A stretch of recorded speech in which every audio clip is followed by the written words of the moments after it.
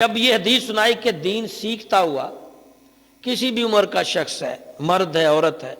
دین سیکھتا ہوا یعنی نماز سیکھ رہا ہے، قرآن پڑھنا سیکھ رہا ہے، کلمے سیکھ رہا ہے، کوئی ذکر اذکار سیکھ رہا ہے، کوئی مسئلے مسائل، دین سیکھتا سیکھتا بندہ مر جائے تو پیارے نبی صلی اللہ علیہ وسلم فرمایا اسے شہیدوں میں لکھا جائے گا۔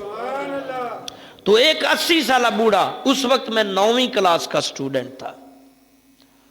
ایک 80 سالہ بوڑھا جس نے قرآن نہیں پڑھا تھا، اب تو مجھے نام بھی ان کا یاد نہیں، یادداشت کچھ ایسی، وہ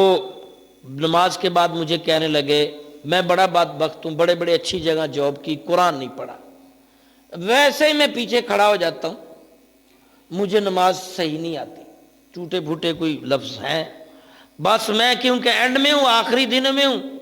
تو میں کچھ بھی نہیں جانتا، آپ مجھے سکھانا شروع کر سکتے ہیں۔ ٹھیک ٹھاک عمر تھی ہماری،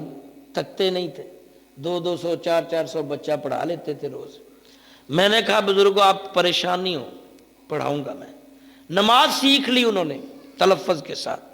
اب کچھ صورتیں بھی سیکھ لیں، پھر وہ چل نہیں سکتے تھے، بوڑھے زیادہ تھے، یہاں تک کہ انہوں نے یاسین شروع کر لی حفظ،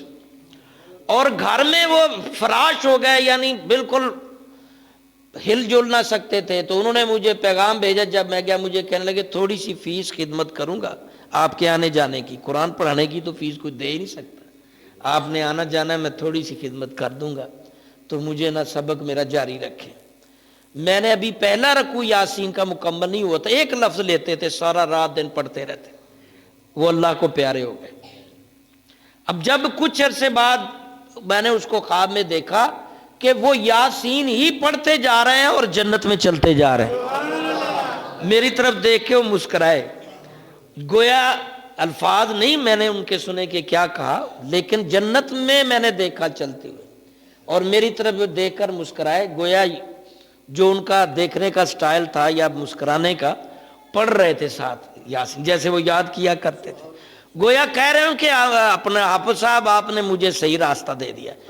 80 سال میں گناہ میں ڈوبا رہا، 80 سال، یعنی ان کی جو لینگویج سے میں ان کی سوچ جو آئی ہوگی وہ میں بیان کر رہا ہوں۔ 80 سال میں نے زندگی میں غلطیاں کی، 80 سال، اور آپ ملے اور آپ نے مجھے کچھ دینا چاہا، میں نے لینا چاہا، اس چند دنوں کی دوستی نے مجھے جنت میں بھیج دیا۔